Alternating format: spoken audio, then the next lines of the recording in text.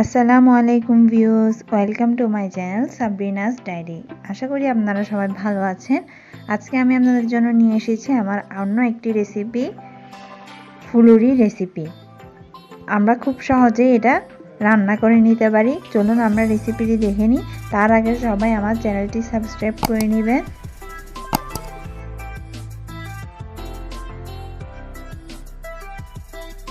বাসায় খুব অল্প সময়ের মধ্যে আপনারা এই তরকারিটি রান্না করে নিতে পারেন। আমি ফুল রেসিপিটি এখন আপনাদের দেখাবো। চলুন আমরা দেখে নিই।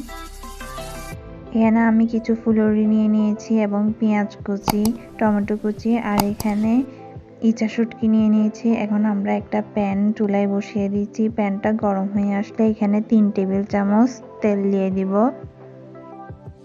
এখন তেলগুলো গরম হয়ে আসলে আমরা এখানে ইচা শুটকিগুলো দিয়ে দিব। এরপর শুটকিগুলোকে হালকা করে ভেজে নিব। আপনারা এটা খুব সহজে বাসায় রান্না করে নিতে পারেন।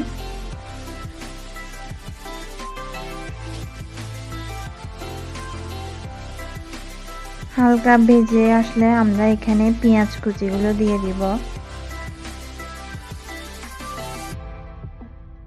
পেঁয়াজগুলোকেও হালকা ভেজে নিব। এরপর আধা টেবিল চামচ লবণ দিয়ে দিব।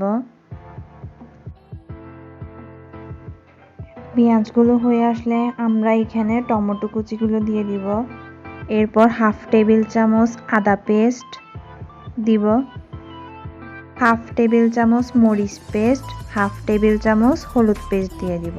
এরপর ভালোভাবে কষিয়ে নেব এবং সামান্য পরিমাণে পানি দিয়ে দিব।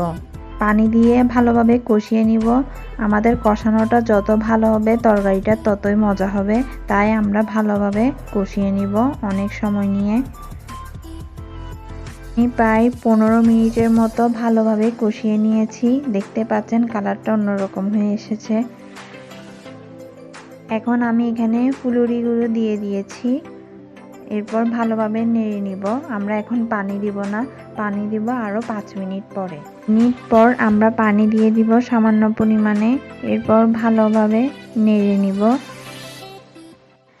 আমি আমার নেক্সট কোনো ভিডিওতে ফুলুরি বানানোর রেসিপিটা দিয়ে দিব। আপনারা সবাই দেখে নেবেন এবং আমার চ্যানেলের সাথেই থাকবেন।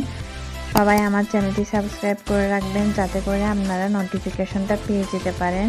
ফুলো টেনে আসলে আমরা এখানে আরও 1 কাপের মতো পানি দিয়ে দিব যাতে করে ফুলুরিগুলো একটু ফুলে ওঠে। দেখতে পাচ্ছেন এখন আমরা ফুলুরিটা নামিয়ে নিয়েছি, হয়ে এসেছে প্রায়। দেখতে পাচ্ছেন ফুলুরিগুলো হয়ে গিয়েছে। আমাদের খুব অল্প সময়ে ফুলুরি রেসিপি।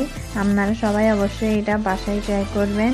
কোনো ঝামেলা ছাড়াই খুব সহজে আমরা এই তরকারিটি রান্না করে নিতে পারি। আজকে এ পর্যন্ত। আপনারা সবাই ভালো থাকবেন। আল্লাহ হাফেজ।